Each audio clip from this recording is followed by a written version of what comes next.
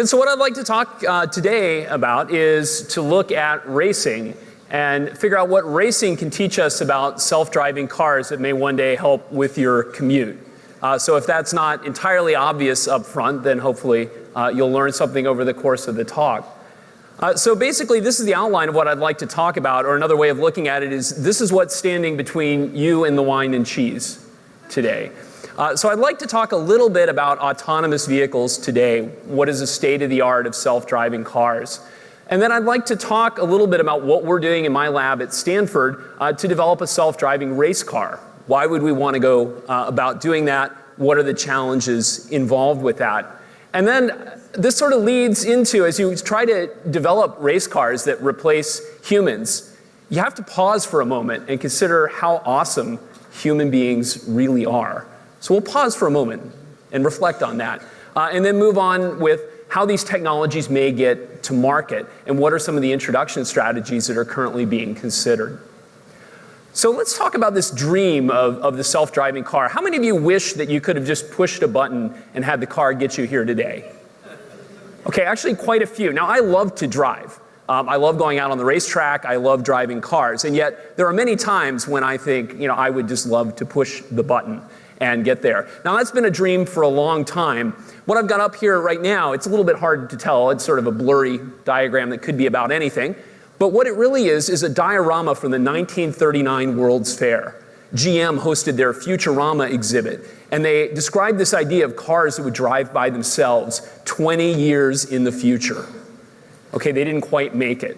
So they had another Futurama in 1964, 25 years later, and they presented this idea of cars that would drive themselves 20 years in the future.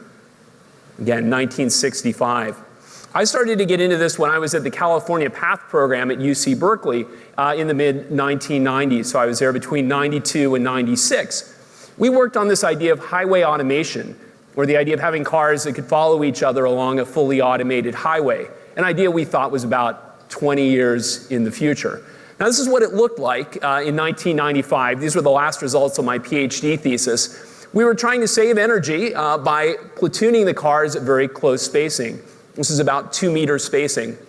And so you see these nice vintage 1990s town cars that we were using for the experiments. So we went out to I-15 in San Diego and had these things following each other. Now try to cast your mind back, assume it's like 20 years ago and you're really, really impressed, as opposed to looking at this and saying, yeah, but I have this in my car. So at the time, it was rather new, this idea of being able to follow very closely as the cars accelerate and decelerate. Our convertible here is going at the constant speed, and so you see the cars are accelerating and decelerating, but really no change of distance in between them. So more recently, the idea has shifted from automating the highway and the car to automating the car in a way that it can drive with normal traffic together with human beings, the so-called autonomous vehicle.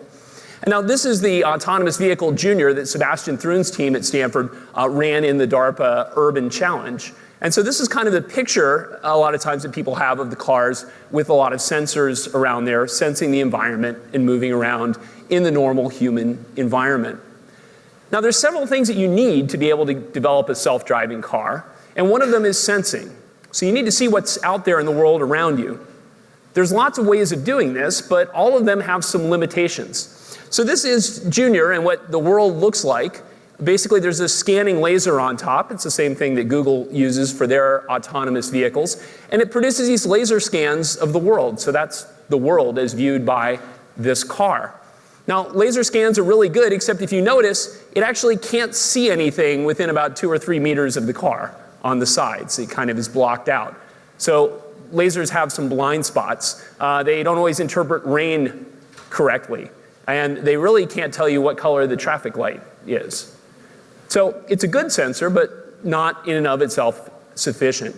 So people are looking at combining this with radar, with vision, with a lot of things that together can give the car a sense of what's going on in the world around it.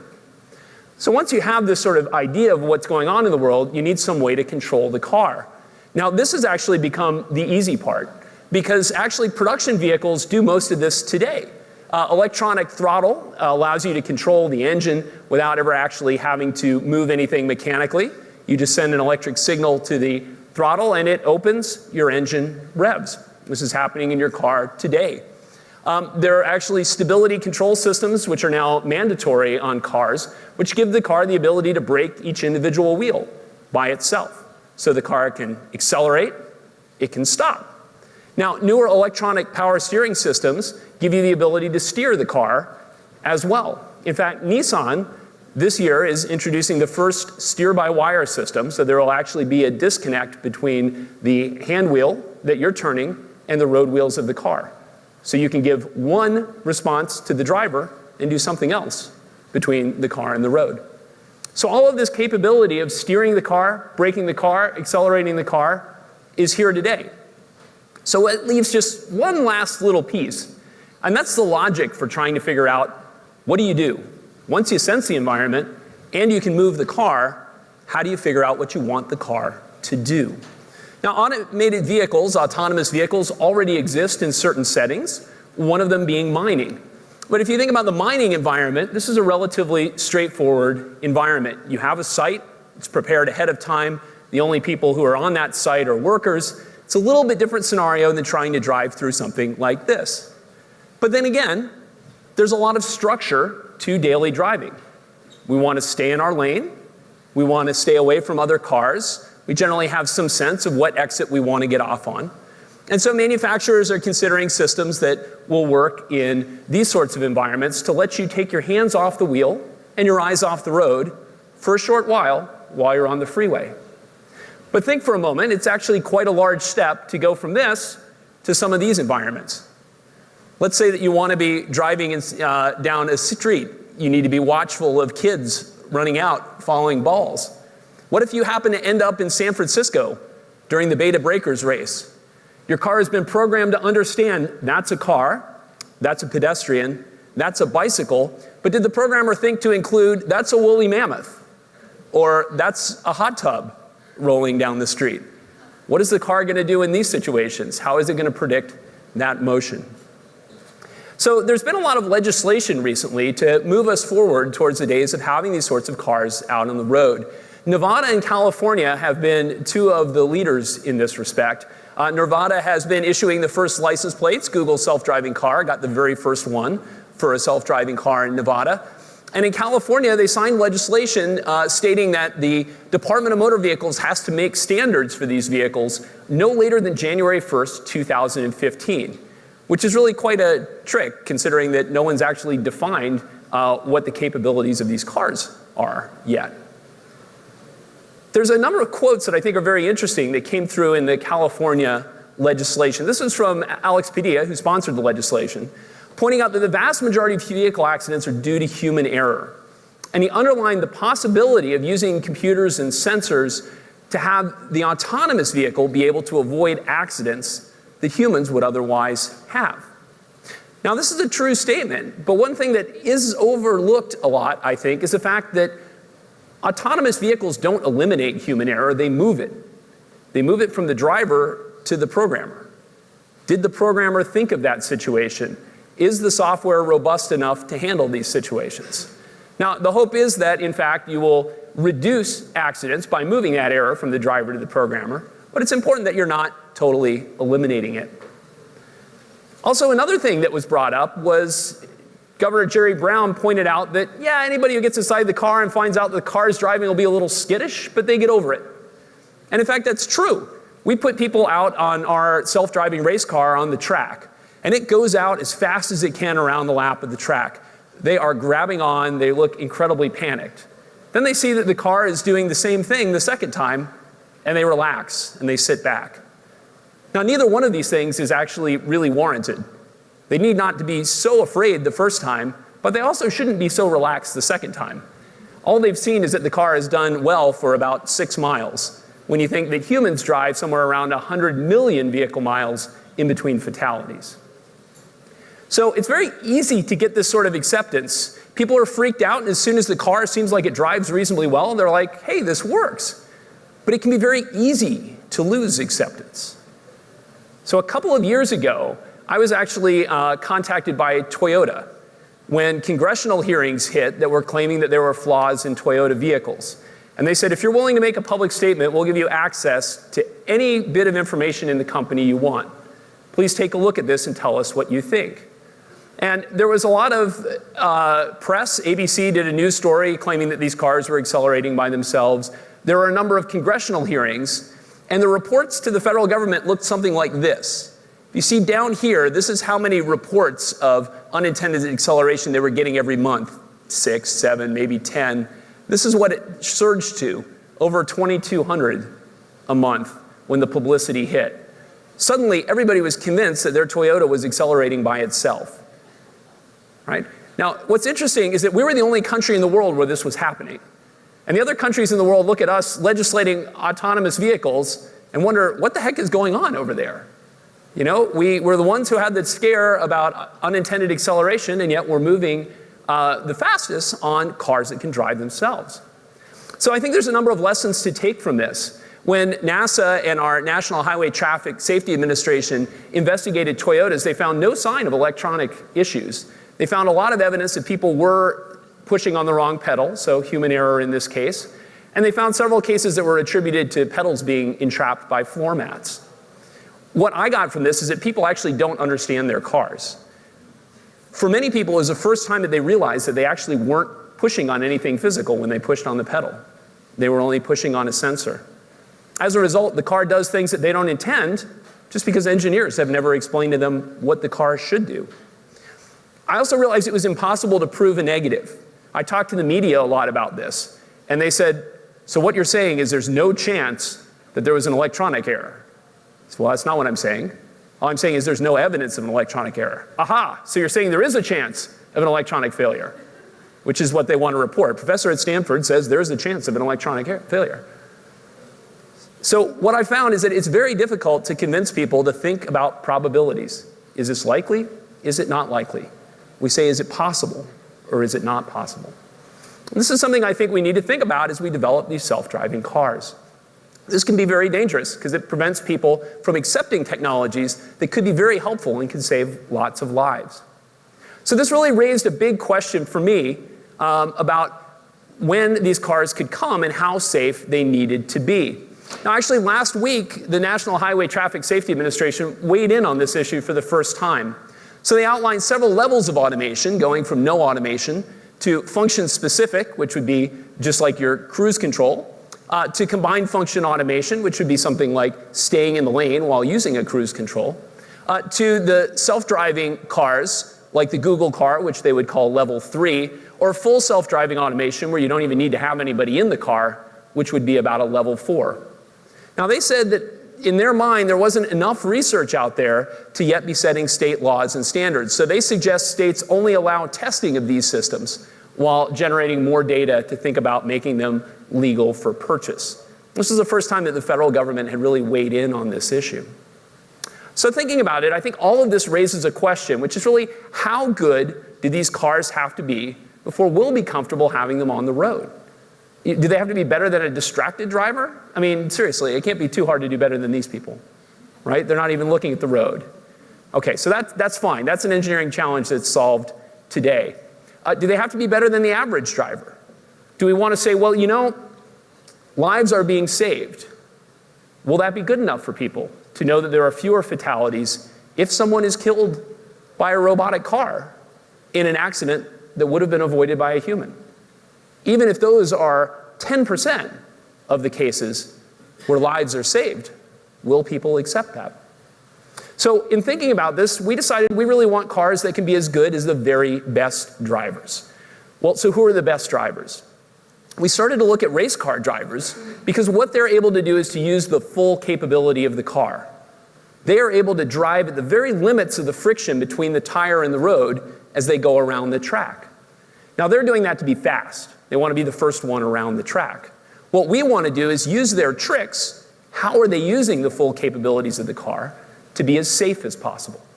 Can we maneuver the car out of any accident that the laws of physics will let us avoid? And so if you think about it, this goes from a question of racing to a question of conditions that you may encounter on a daily basis. Not necessarily if you live in Silicon Valley, but at least if you go to Tahoe. Right? Cars may be limited in what they can do based upon bad weather. Maybe it's snowy. Maybe it's wet. They may be limited because you really need to avoid an accident.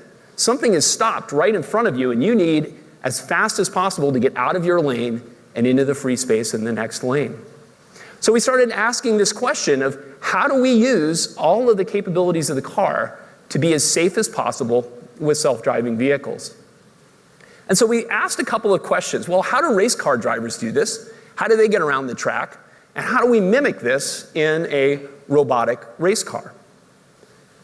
Well, it turns out there's many different ways that you can get around a racetrack. And the first question is, how do you talk about these? These are a couple of data sets. We luckily have a private donor who has a fantastic collection of classic race cars. So he lets us put instruments and funny antennas on them and figure out what the race car drivers are doing.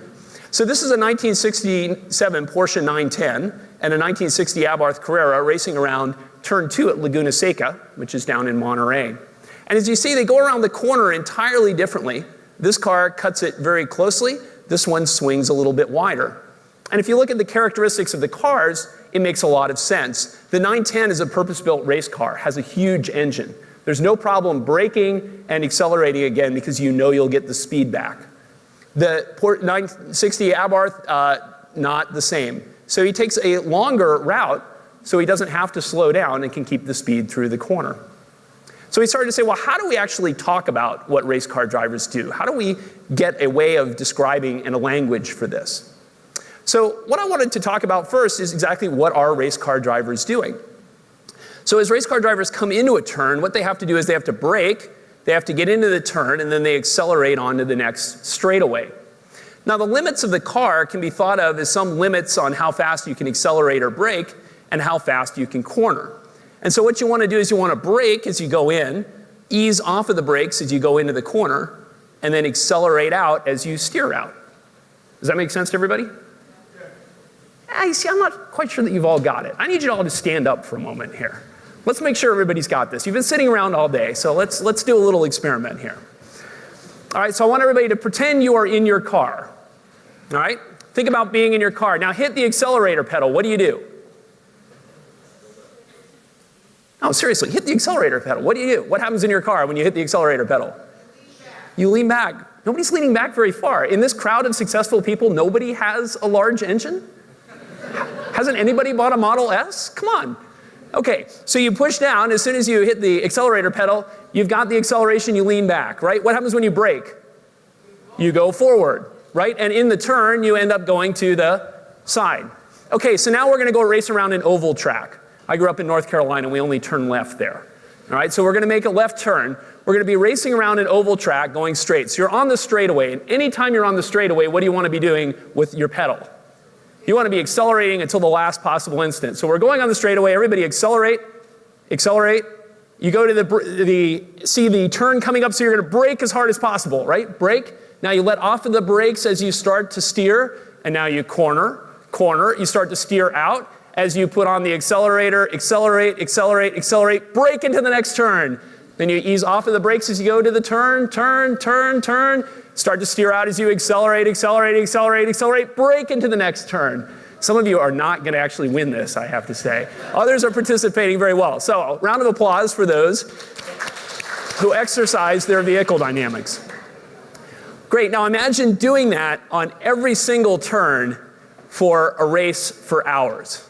Okay, that's what a race car driver is doing, trying to get these things perfect. So that's what you were doing. You were going accelerating, accelerating, braking, off of the brakes into the corner, from the corner into the acceleration, and off you go.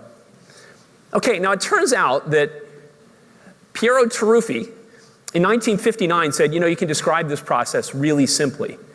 He was an interesting guy. He had a doctorate from the University of Rome and was a winning Grand Prix driver. Not a real common combination. So what he said is, well, just think about this as straight lines, arcs, and these connecting curves that you can go through. So all we had to do was to sort of choose a form for the connecting curve. We took a clothoid, which is just a mathematical term for something that changes its curvature linearly. And we were able to come up with this simple idea about racing lines. So the question is, do drivers really race these things? Is the race car driver's line actually able to be described by these simple shapes? If so, we have a chance at taking these things and putting them into self-driving cars and giving them similar characteristics. So we went out and we instrumented, this is the 1960 Porsche Abarth Carrera. This is John Morton, who is a very well-renowned driver in IMSA. He was a class champion at Le Mans, raced for the BRE Datsun team, so he had a very long history of racing. And we went out to see how well this worked. We also instrumented a few other cars. This is Bruce Canepa in the Porsche 910. I don't know if we can get the sound up a little bit on that. But this is what it's like racing around Laguna Seca. So we were able to instrument these cars so we could capture the throttle, the speed, acceleration, the path around the track within about 2 centimeters, as well as you would do on a modern Formula One car, but able to do it with these vintage race vehicles. This is a famous corkscrew at Laguna Seca. You drop about 3 stories as you're turning. Pretty dramatic. All right, so what did we find? This whole intense process is he's steering the car around the track, and by gosh, the simple explanation of how to set up the curves actually works extremely well. We thought, well, that's interesting. Well, what if we try another track? So we went to Thunder Hill. This is a track in Willows, California that we like to rent. And they've got a couple of interesting turns. They've got a turn 5, which is up a hill. They've got turn 11, which goes in both directions. And we tried this whole idea with the president of the track driving. And it turns out that, yeah, actually, these are 2 lines here, both the curve that he's driving and our very simple way of explaining how race car drivers drive. Everything matched up really nicely. We were able to take about 27,000 GPS points, each have 2 positions, so about 50,000 pieces of data, and crank it down to about 200 pieces of data in 79 segments. We're able to describe the little differences between race car drivers in a very compact language. Okay, so then we started to think, well, can we do this ourselves? So if we're actually given a racetrack, can we figure out how to race around it? And so what we did was we looked at the curvature going around the center of the track. Whenever that curvature was very low, we said, well, that looks straight, so we'll call it a straight. And we come up with all these little straights around the racetrack. If you combine them, then you have longer straights around the racetrack. And then all you have to do is connect each straight with a series of curves. So if you actually break down how much you want to spend in the arc and how much you want to spend getting into the corner, turns out there's a unique curve that you can choose that just fits the track. Once you know the track, if you know the limits of the car, then you can calculate what to do exactly as all of you were doing just a few moments ago. You want to accelerate on the straight, you want to brake into the corner, you want to roll into the corners, and off you go. So this is just an easy way to figure out the speed of the car around the track. Okay, this is about what it looks like when we went and we compared our data to that of the president of the track. As you see, we've got 2 lines that are pretty much on top of each other. There's just a few places where they differ slightly, but in general, we're able to come up with paths very similar to the way expert drivers will race around a racetrack. In fact, they're actually kind of shockingly similar, how much they overlap. Where they differ, there's a really simple explanation. Racing is often a trade-off between taking the shortest path and going on the longest radius that lets you go faster. And what it turns out is that the human driver occasionally makes slightly different trade-offs. All right, so what were we able to find? Well, we were able to actually produce very reasonable racing lines. We were able to go out and do what human drivers could do that were pretty comparable in simulation to the lap times that some of the very best drivers were getting. The other thing we learned is that humans are very, very good. We sent it to an optimization algorithm to come up with the best parameters. We can let it chew on it overnight, and it comes back with a path. You take somebody who knows the track, you put them on a car, and after 2 laps, they come back with the same path. They didn't have to crunch on it overnight, they just went out and drove it. It's astonishing how good people are at getting to the limits of the car when they're trained and they're focused. It's amazing. The other thing we learned from this is that there's a lot of ways that are actually pretty good. There's one that the optimization algorithm will say is the best, but there's a lot of things that may look radically different that are pretty close to the same speed. And that explains why race car drivers are able to have very different styles around the track. Okay, so what's the story up to this point? If you talk to race car drivers, they will describe what they do as sort of picking the path around the track and then trying to drive it on the edges of the friction circle, as you all did a few moments ago. Our data suggests they do exactly this. We can generate these paths really simply, and then figure out how the car should accelerate, what speed it should go around the track. Now the question is, can we really do that? So we put together a robotic car. We were working with Audi and Volkswagen, and we decided to try to see if we could build a robotic race car that was able to race like these expert human drivers. So we started with an Audi TTS that we named Shelley, after Michelle Mouton, who was the first woman to win the Pikes Peak hill climb. This has stock electronic throttle, brakes, and steering. Like I talked about, we're able to accelerate, brake, turn the car using production equipment. We've used a precision GPS system and some inertial sensors, so we know where the car is on the track to about 1 to 2 centimeters, and we can figure out how it's accelerating and turning. And we've put a camera and a LiDAR on for other purposes as well. That's not its primary navigation system. Okay, so it turns out that we had to make a few choices. One is to think about what point we want to track. So what do you actually want to do with your steering? Now it turns out there's a good lesson for you here. You want to look ahead. You want to actually look down the road and not steer by looking straight down. This may seem kind of obvious to you. In fact, actually we proved this experimentally when I was in high school. I had a friend with a very old car with a broken defogger and a hole in the floor. And so one day we didn't want to wait and wipe off the windshield driving home, and he swore, he's like, no, that's all right, I've got a hole in the floor. I'll just drive by the lines on the parking lot and we'll navigate that way. Okay, this is not stable. So we proved that experimentally. We went back from that experience and proved it mathematically as well.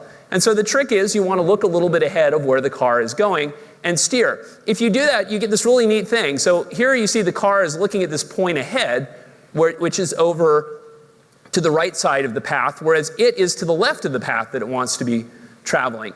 What this would tell it is it actually wants to turn left, and this will give it the ability to steer out of a skid.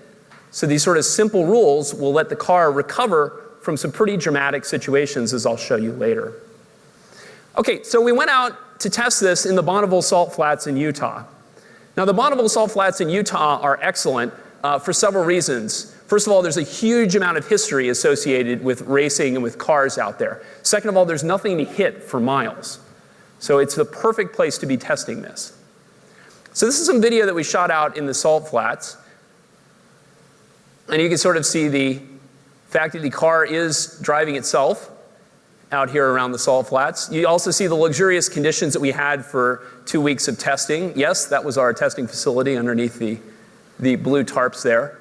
We alternated between the tarps and the casino at night, so it was kind of surreal. So here we are actually, this is the first time that was captured on film when we sent the car out with absolutely nobody inside it.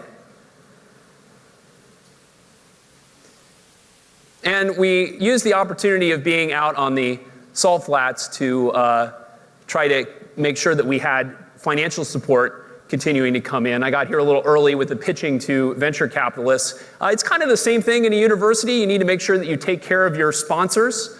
So we did a little bit of creative driving out in the Salt Flats there. It was funny, the team that was coming to film the video said to me ahead of time, they're like, the car doesn't actually have to do this. We'll just make it look good. I said, you don't understand, I'm a researcher. The car has to do this. They're like, that takes way too long. Well, so we had it programmed to actually drift the Audi rings, and the day they brought in the helicopter, there was this huge wind, and the helicopter couldn't hold its position. So the only way they got that final shot was because we had programmed the car, and we could tell it exactly where to be at the time we wanted. So the film crew was like, all right, you win. So it actually was shown doing actual autonomous driving. So what we were able to show is that, yeah, we actually can drive on these limits. We can accelerate, we can brake, we can go out into the corner. We hit a soft spot of salt here, but it steered and got into the maximum cornering and then accelerated out. So it seemed like the car did a pretty good job of coordinating the inputs. It was hard to tell for sure racing on salt. So we did a number of other tests, including recently going back to Thunder Hill and sending it around the racetrack. And this is what it looks like on the racetrack. It was a bit of a cloudy day today, and you'll see that we're able to kind of swing wide in the turn, and then actually, using our GPS system, get very close to the edge of the track. going out to the edges of the track on either side as the car is driving itself. It actually looks pretty impressive from the outside. It looks, a little bit more kicked back from the inside. If you take a look at it, you can see the key fob moving around, but the steering is actually having a fairly easy time keeping up with this. The car is very capable of doing combinations of braking and accelerating, even as you're going up the hill. So here we're going up the hill, we have to brake while we corner. No problem, right out to the edge, accelerate down. Occasionally you'll see some steering corrections necessary, but most of the time, it's actually a pretty smooth run. So we've been able to take it around the track multiple times and push it up to the level that we have of confidence in that particular day. This day we weren't pushing it quite as hard as we often do. But again, coming up to here, you'll see we're going to brake as we turn, let off of the brakes, accelerate, go downhill, and it finds the straight line. It's able to take this wavy path and turn it into a straight line so it can shave a few tenths of a second off of the lap time. Now, it's not always that easy. This was another day that we had it out there and our brakes faded because it was so hot. And so look, as it gets into this turn, you'll see it actually starts to slide sideways and recovers. We'll show you what that looks like from the inside here. And it'll use that little steering trick of looking ahead. So watch, it starts to go into the turn. Oh no, watch the steering wheel flip around. No problem, and we're back on the path. So we can design cars that actually are able to go around the path close to the level of the human driver. But who wins? Well, let's see. The data looks pretty good. We're able to accelerate, brake, corner right on the edge of the limits that the car has. But when we compare it to a human driver, they still win. In fact, we compared it to David Vodden, who's the track CEO and president. He's a Spec Miata champion, a really excellent driver who knows the track perfectly. We put him in the Audi TTS and he got a range of lap times. We're actually pretty close to his slower lap time, but still a little ways away from his best lap time. Why? Well, it turns out that, in fact, humans are not afraid to use the tires. These circles represent the limits of the tire's capability. And as you see here, the red is our Audi. We had a little bit of braking here that went outside, but in general, we're staying within the limits, whereas David is really, really fond of going outside to make sure he doesn't leave any capability behind. Now, this is most unlike what automotive safety systems do today. They tend to be much more conservative. And so a lesson that we learned is to actually try to push it a little bit harder. Here's an example of somebody pushing it a little bit harder. This is Monster Tajima on Pikes Peak in Colorado. Now look at the way that he gets around the corner. He's actually not afraid to let the tires go up to their limits. In fact, he's not afraid to hang a wheel over the edge, even though it means certain death. He did that on his 60th birthday. Pretty impressive. Fastest man on the mountain on his 60th birthday. So for learning that race car drivers will tend to push it a little bit harder, we decided to see if we could do the same thing. This is P1. It's an entirely student-built vehicle that we have in my lab at Stanford. It has independent front steering and independent rear electric drive. And if you program it properly, you can determine there's more than one way to go around a corner. Now, if you saw the movie Cars, you know that sometimes you got to turn right to go left. So the car is turning normally right here into the turn, but then we're going to begin to accelerate the rear wheels.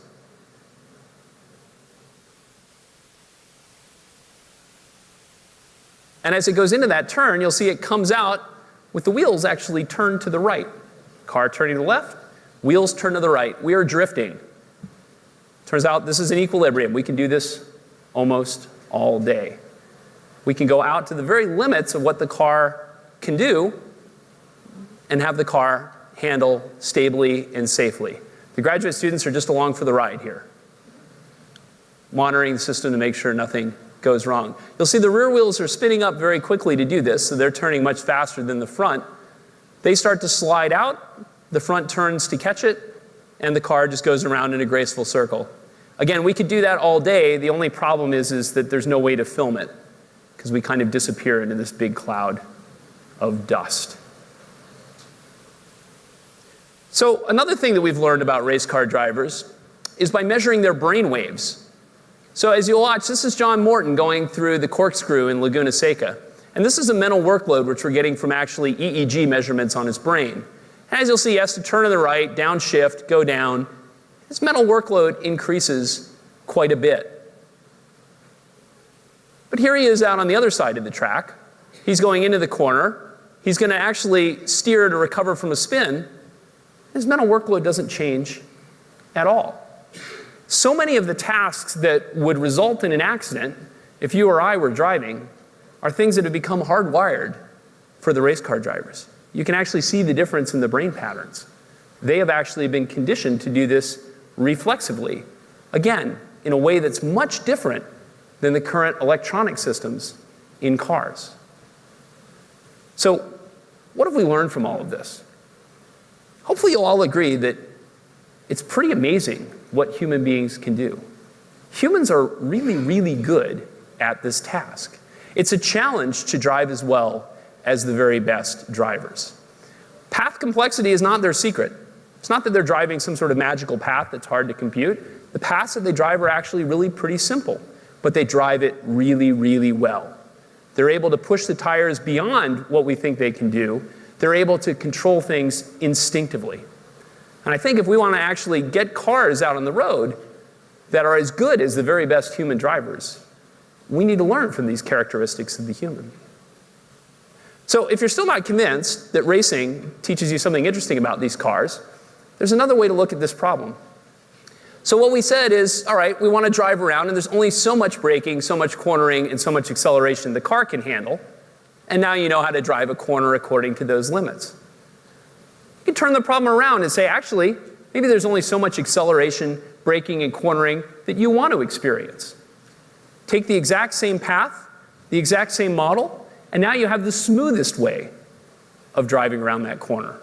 Again, inspired by the smoothness of a race car driver. You can drive around the corner with the minimum of acceleration and the most comfortable feel possible. So to end, a few concluding thoughts. How might this stuff get on the road? What might we see if we convene again here 20 years in the future? One of the systems that's often bandied about is the idea of the autonomous taxi. If you had an autonomous taxi, you could simply call for it at any time. It could take you where you wanted to go, and you simply release it. No need for parking lots, no need for ownership. A big change in the model of the vehicle. Now, this in fact is the hardest problem in some ways, because it is, according to NHTSA, that level 4 of automation. A car that can actually operate in any circumstance without the influence of a driver. It has the potential to reduce car density, but only if commute patterns change a little bit. You can think if everybody hails an autonomous taxi to drive from here to San Francisco in the morning, it's not really going to reduce much congestion over current driving. The other interesting thing about this is, will this sort of be a natural evolution? Or if you had an autonomous taxi driving through your neighborhood, would you think about it as a car? Or is it suddenly a robot walking through society? There have been huge numbers of science fiction novels written about people freaking out when robots are operating among them. Is that what we'll be thinking about these things in the future? Now, there's a lot of ways to automate urban transportation. You could synchronize traffic in new ways. I don't know if any of you have seen GM's video with their Envy, but they have sort of a mock-up of the intersection with no traffic light. Right? You simply just schedule the vehicles so they can go across, and you have all these vehicles flying past each other in beautiful synchronization. Looks a little bit scary, but very efficient. Right? You never have to stop at another traffic light again. You just slow up a little bit, speed up a little bit, find your way through traffic. This could be a huge change for the auto industry. If you think about Google developing self-driving cars and software for that, then you wonder, well, what is the car in the future? Could it be just the next handset, where in fact the auto manufacturers develop the car and other people supply the software? Clearly the auto industry is a vested interest in that not being the future, and is working very hard on these new technologies as well. So how do we get there from here? On the one hand, it may be a gradual introduction. A lot of companies are right now talking about traffic jam assistance that will allow you to go in very crowded traffic by having cars essentially take over the steering, the acceleration, and the braking for you in these situations. The idea is it would hand back to you when the traffic jam clears. And several manufacturers have announced this system will be on their cars starting around 2015. So that's one way of starting to get these technologies out and gradually moving to deeper levels of automation. Another starting thing, I have a former student who actually launched a company and just received funding called Peloton Technologies. And what this does is it actually platoons pairs of trucks. So you're able to actually pair up trucks using some of these advanced vision systems for safety, but also allowing them to draft behind each other, very similar to what we did 20 years ago with the Lincoln Town cars. If you do that, you can save about 10% to 12% of fuel in each of the two trucks. A huge savings to fleets, particularly when coupled with the safety advantage of these systems. So these are some gradual introductions. The other possibility is that there's a disruptive player in the market, someone who introduces a system that goes for full automation right out of the bat. And that could be a very interesting way of getting past some of these real challenges that exist with partial automation. If the vehicle does some things, and I am the driver responsible for some things, how do we share? People have looked at a lot of models for sharing, for handing over control back and forth. Some of these have been modeled after horses. And if you look at the way people control horses and the accident rate in horseback riding, you'll see that there are some real challenges here. It's not easy for us to share control with another intelligence. Other things, how do you get the system to learn? Should it learn from its experiences? If so, the car will get better. Or it could be shocked. It could have very bad experiences. You can think about your car hanging out with a very bad crowd, or going through a bad neighborhood, or just having a bad experience in your neighborhood. Let's say you get an autonomous car, you drive it home, it's learning, and the first time it goes down your street, it's got a kid running out in front of it with a ball. It learns to be very nervous going on your street. And you wonder why your car goes 10 miles per hour slower than your friends. There are a lot of issues with these things. How do you actually update? How do you get it to learn? Can you always get it to a safe state?